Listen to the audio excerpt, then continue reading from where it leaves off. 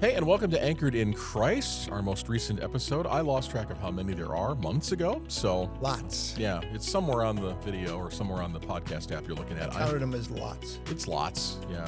Biblical term. He knows the original Greek and Hebrew, so that's what it is. Translated as lots. Yep, that's it. So that's Pastor Curt Hoover, my pastor, the church that we are in right now, Faith Lutheran Church, Thompson Station, Tennessee, just south of Nashville, Tennessee. Y'all come visit. So delighted to tell you that we actually did have somebody who showed up, at our church, who had checked out the podcast and came to see us, and so, we were just talking and just real interested in, and it wasn't like, I want to know more about being a Lutheran. It was more about the gospel, which is exactly what we're trying to do here. So, so I was thinking, talking to Pastor here, that might be good to go back to the basics for a while. So we're going to start what I believe is going to be a 12-part series. Do I have that number right? 12? That's correct. Yeah.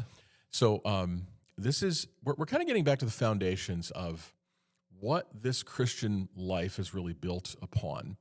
And is it the Small Catechism or the? Yeah, and it's really small. So yeah, I mean, it's really small. So this Luther's is Small Catechism, yeah. Which I think, as rumor goes, I don't think it's a fact because they don't know how many were published. I've always heard that it might be the second most published document after the Bible in the world.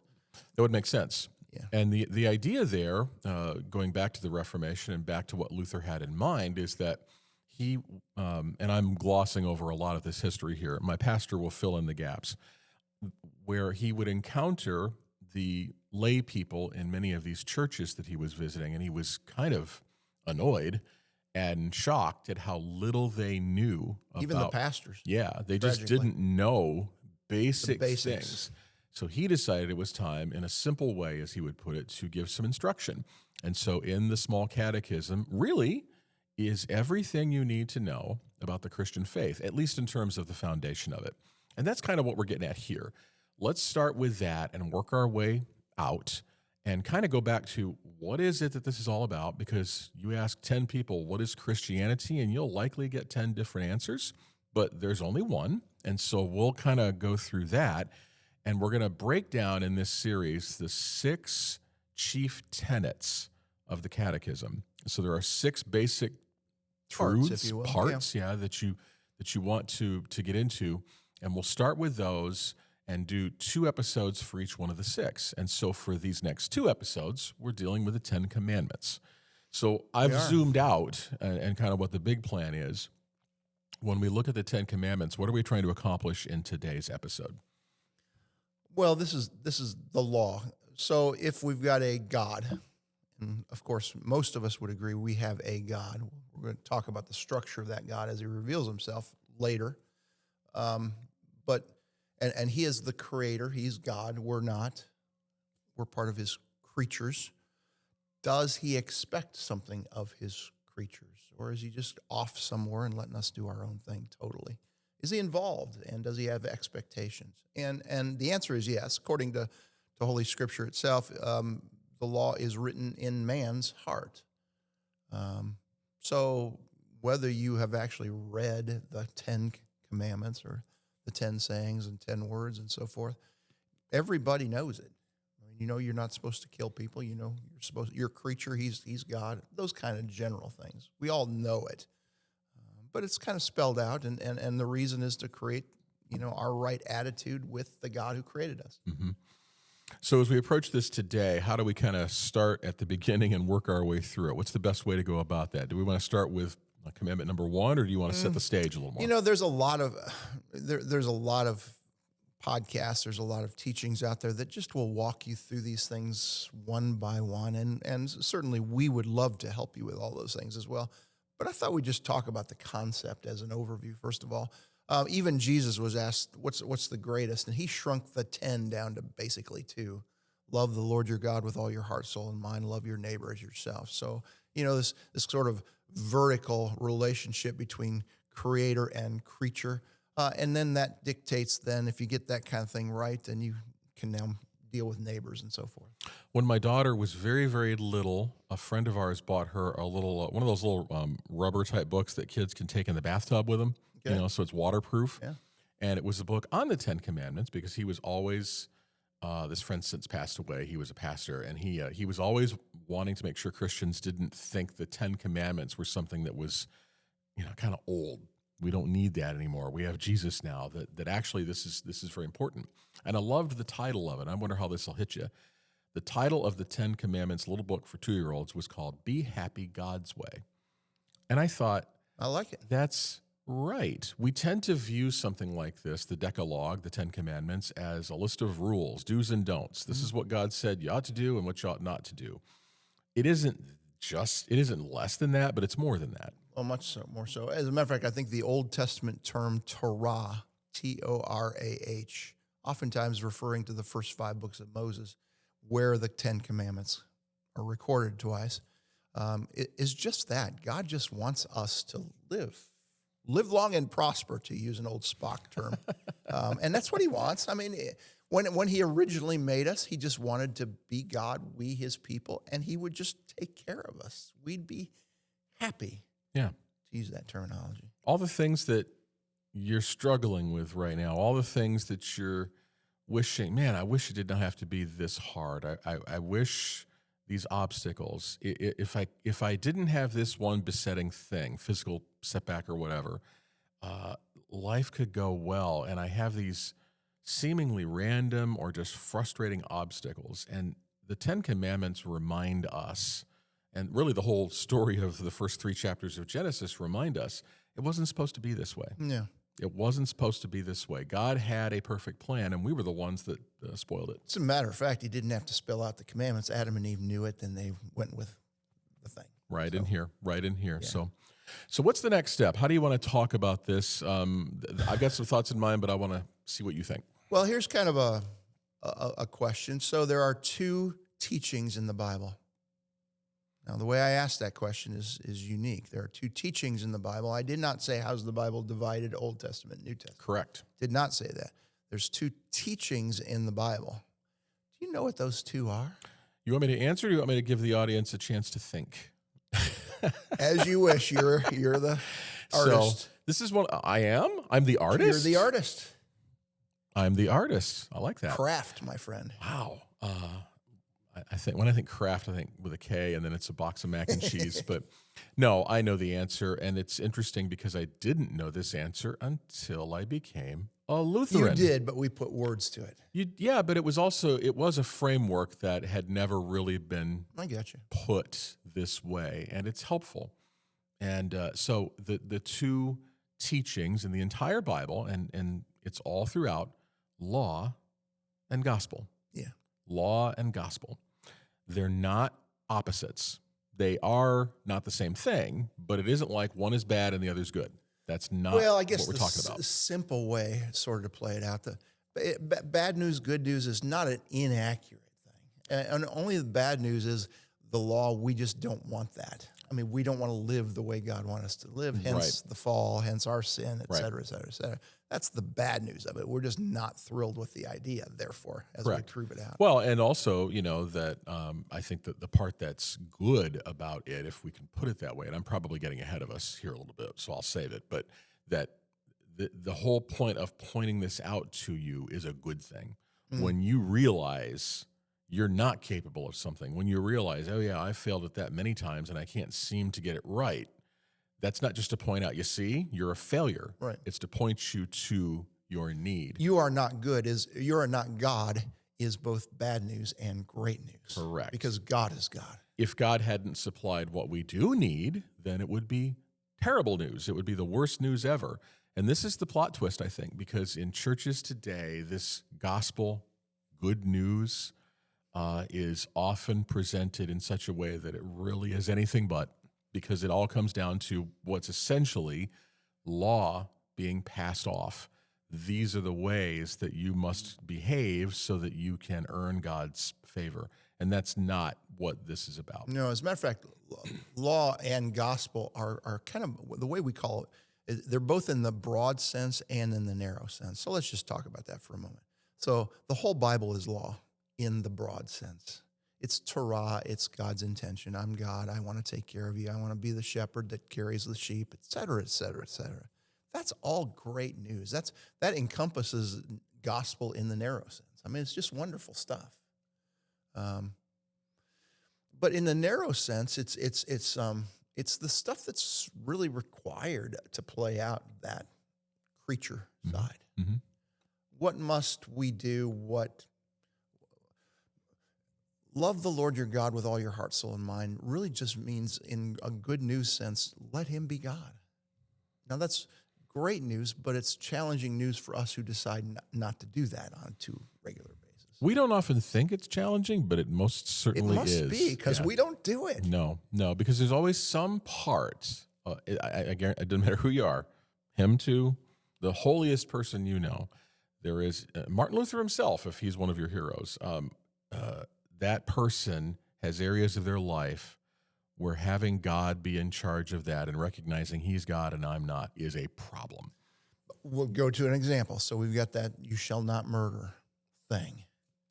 And I think I've asked this in church. So all the murderers, raise your hand. Right. Just to see what would happen. Or adulterers. How about all the adulterers? What would you do if someone actually stood up and went, "Yep, that's me"? That's me. Actually, I do wait for the response just a hair. You're ready for it. I'm putting my hand up pretty quickly because the point needs to be made. And Jesus made this. I mean, there's the letter of the law itself, murder. And then he came and he preached it on the Sermon on the Mount. Right. That even means, by the way, if you're angry at someone, you're murdering them. Mm-hmm. If you don't protect them to the best of your ability, we're in just war kind of conversations these days, and to not come to someone's aid is killing them. Mm-hmm. And that's, that for me anyway, as a younger Christian, understanding the Sermon on the Mount helped unlock the 10 Commandments for me. I mean, it's pretty plain, but I had never really understood it. So the 10 Commandments really are telling you everything you need to know of what God expects. And then when Jesus breaks it down, and as we say in church every week with our prayers, in thought, word, and deed, that leaves no stone unturned. And the verdict so far is 0%. None of us have ever or are or will ever be doing that in a way that meets the standard. And that's the really bad news that I think we soften now in American culture. We do. We've lowered the standards to just do your best, because we're human. God gets a kick out of us. He's just giggling at our flaws. No, he's not. He wants so much the better for us. Mm-hmm. That's the point. He really wants so much the better for us that ultimately he sent his own son to make sure that he fixed what we can't. So that we're getting into the gospel here a little bit, but first and foremost, we got to understand our situation. I mean, there's certainly a doctrine of God, and we'll talk about that, who he is, how he seems to be revealing himself, and so forth. But first and foremost, if you are a creature, and we would all know that we ain't all there is. We didn't just pop into this world. I think everybody but the angry atheists say that someone, something put us here. Therefore, probably expects of us something. So we ought to figure out, we don't have everything figured out. Doctors have never succeeded in ceasing people to die. Mm-hmm. We still get sick and die. Therefore, we got a problem. And the law is really just putting into words the honesty of our situation. Right. That's really all it is. It's just, let's be honest here, folks. Why do we have talk shows and all those things, that really play out the fallacies of humanity? Because we know in our very hearts that there's a fallacy to humanity. It's a problem. Yep. Yeah, you can't not know it. And I think as positive a person as you may be, and you get up in the morning and your theme song is "What a Wonderful World," and you're just I don't know too many people like this, but you're the kind of person I always find the good in people. That's laudable in one sense, but you're kind of telling yourself a lie, because at the end of the day, the story is that the base, we're born into it. It's within us when we're born, even before we're born, and we can't fix this ourselves, the sin problem. We always think of sin as stuff I do that's bad. It's that, but it's really in our nature as human beings now. Wasn't the way God made us, but it's now what we're born into. And it's not solvable on our own. And the law comes to point that out. If you don't understand the bad news vividly, you'll never get or appreciate the good news. I talked about this on the radio the other day. If you were somebody who went to the doctor and then they told you, you showed up and the doctor said, I'm so sorry, but the tests are clear, you maybe have 6 weeks. So get your affairs in order. This is the end. That's devastating news. You have to process that. You have to tell the people you love. You have to make all your plans. You have to, and everything changes. With that song that Tim McGraw did, Live Like You're Dying, it just puts everything in perspective. And you start to go, wow, now I know what really matters and what doesn't. And then 3 weeks later, you get a call from the doctor, and the doctor says, I'm so sorry. I don't know how this happened, but we ran the wrong tests. You're fine. You're good. You have no disease at all. You're going to make it. Don't worry. You're not dying. You're great. The relief, the appreciation, the finding joy in the littlest stuff, you'd have it there at least for a little while, because you knew 13 hours ago I was under a death sentence. Now I'm free. What else matters? And I feel like that's the law in the gospel. If you really understand the diagnosis and it really hits you and you take it seriously and you believe it, and then you're told, hey, guess what? It's been the debt that I just told you owe, it's been paid. That takes the world off your shoulders. Now that's dividing up the two narrow senses of law and gospel. I'm going to back up to the broad sense, Okay. because everything you said is still law. For instance, so you get that call back, wrong results. Sorry, you're fine. Even the idea of a doctor telling you you're fine, the law really is that you're still not as good as you could be. Let me change it. The doctor calls you and said, guess what? We now have a cure. All you have to do is come in and see me, and then you're cured. Yeah. And you get the cure, and you're actually cured. Touche. Same thing. I think we get really complacent. We say, I'm generally okay. I'm generally okay. Things are swell. However, I'm not even a fraction of what I could be. Mm-hmm. Now that's a function of just missed opportunity in law that we just sometimes miss. Yeah. But that is really, is that a bad news situation? In a real sense, it is. I mean, it could be so much better. Yes. No matter how good we think it is. Yes. That's the law stuff. And then this point, it gets confusing, I think, at least for me it has along the way, which is then we're therefore saying, all right, the law is clearly revealing we're dead in our trespasses and sins, and this can't be solved on our own. And therefore, what we must do is, no, we can't solve it on our own, so we trust in Christ, and he provides the cure, as it were.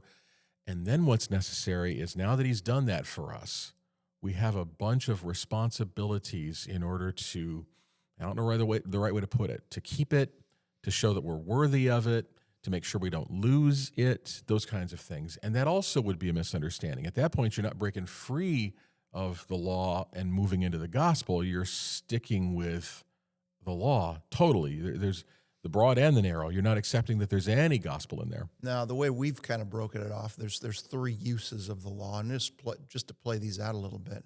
For instance, because we know just by nature that we're kind of corrupt. In other words, if there weren't speed limit signs out there in the street, probably some people would endanger other people, right, by driving too fast or whatever. Because we know that, we have police departments. Now that's the first realm. It's called the curb. I mean, we curb bad actions. Yes. We got ways to stop people from doing something really stupid. And that's God's design. Like it is, but it's more the civil thing that we understand, and we're all civil in that we're demanded to be civil. Otherwise, you could end up in jail or something like that. What I'm saying though is that's God's way of kind of making sure the evil doesn't go too far.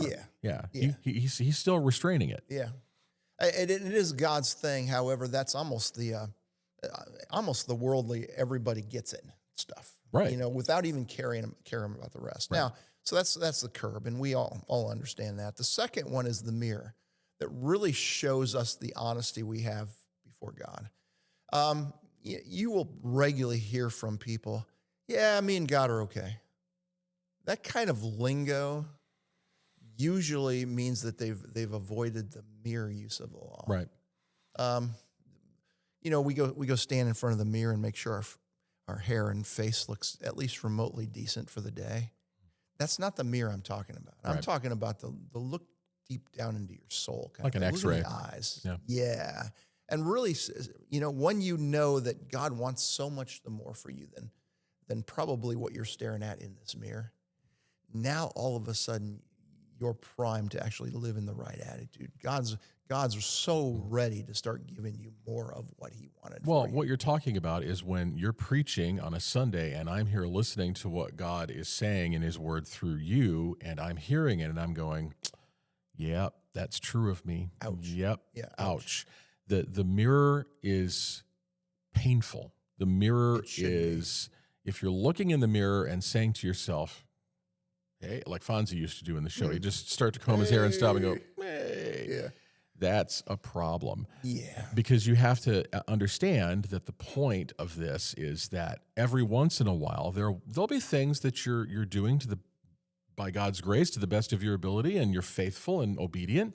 But there's always things, especially when it comes to our motivations, that fall a little short. And if we're not paying attention to those, one pastor I know put it this way: you simply cannot appreciate the good news until you really reckon with how bad the bad news is. And that's what we're talking about. Yeah. And in a very real sense, that's what the 10 Commandments are there to do, to say to you, this is the standard, you're not meeting it. Yeah. From the honesty standpoint. Yes. Absolutely get there. But the honesty standpoint also about God wants so much the more from even the best of you. So much the more. He wants it for you. He wants literally for you to be happy in every perfect way, in every joyful way. And the best of our situations ain't even bridging that gap in any sense. Right, right. So you get to that point, then you start appreciating God. Yeah, exactly. So what would you say as if someone wants to just go through the 10 Commandments sometime, or maybe, just read it? What would you say, okay, here's the number one thing. You may have already said it, so you can restate it. The number one thing I want you to think about when you're reading these 10 Commandments, when you think about the 10 Commandments. How am I doing? Mm-hmm. How am I doing? I mean, if you think you got the world figured out in any given day, just rattle through those. Yep. How am I doing? How am I doing? And don't just start with thinking, where am I just grossly out of whack of these? Right. That's not where most of us are at. We're not grossly out of whack, at least in our heads. Where we really are grossly out of whack is in the potential, the missed potential. And that should disappoint you at very least. And if by chance it does, you're really primed for all the best that God has for you. You really are. And there's the third use of the law, which is where we go from here. The reason why the Psalms say that we love the law is because of this third use as a guide. Yes.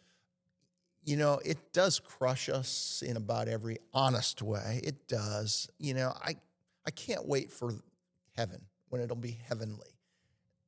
This is great. The grass is green, etc. I remember C.S. Lewis writing about this, when he writes in say, The Great Divorce.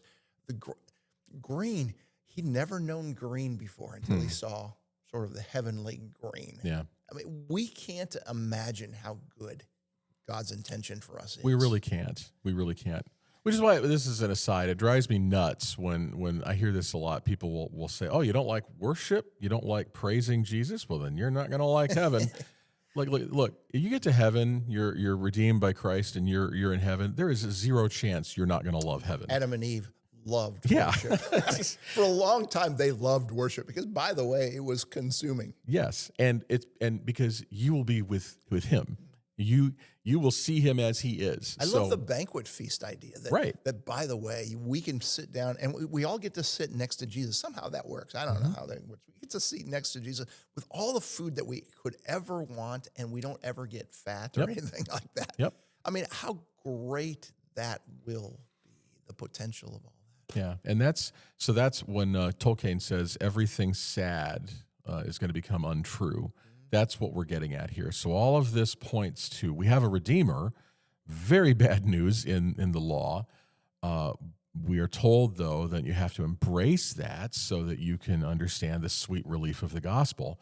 But still, even with all of that, we're gonna suffer. We're gonna struggle. This world's gonna be fallen. We're gonna die. So that's all our reality. but it leads Be honest. Yep. We are dust, and to dust we shall Exactly. return. And sorry, I'm just being honest. And God will redeem it. This is his plan. That day's not here yet, but it's coming. And that's your hope. You know, in a very real sense, when you say things to yourself like, I know this isn't going to last forever, you're kind of getting it. That's you are it. getting it. That's it. This will not last forever. Get it all the way. Yep. Just get it all the way. Yep. Live in this wonderful, broad sense of law and Torah and God's intention, him, God, you, being cared for fully and shown green grass beyond what you've ever seen before in your whole life. Yeah. The best thing you can do in response to all of this is go ahead and find the Small Catechism. We're going to put a link in the show notes. It's free online, or you can certainly... And it's really short. Yeah. I mean, it's narrow. Doesn't take long at all to read it. And go to the parts, it's okay to do this for now, just read the whole thing, but go to the parts where Luther just breaks down the Ten Commandments, because it's a catechism type format, so it's question and answer. So the commandment is listed, and then what does this mean? And then he says what this means. And when you start to look at it that way, you know, the whole thing about don't covet your neighbor's wife or his house. Manservant, I love that one. Yeah. I've never coveted anyone's manservant. Yeah.